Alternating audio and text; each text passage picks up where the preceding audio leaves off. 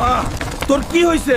আব্বা আমার কেমন জানি লাগতেছে, হাঁসের ডিম আর মাশরুম খায়া মাথা ঘুরতেছে। কে দিছিলি এই হাঁসের ডিম আর মাশরুম? আমার মাইয়ার এই অবস্থা যে করছে তারে আমি মাটির তলে পুঁতা ফেলমু। বাবা গো, জঙ্গল থেকে এক মাশরুম বুড়া আইসা দিয়া গেছিল। কোন দিকে গেছে?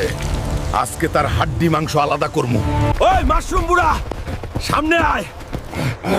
আমার মাইয়ারে বিষ খাওয়াইছস, আজকে তোর মাশরুম ভর্তা বানামু। এত চিল্লাস কেন? আমার রাজত্বে আইসা আমারে ভয় দেখাস? আমার মাইয়ার এই দশা কেন করলি? তাড়াতাড়ি সুস্থ করার মন্ত্র বল।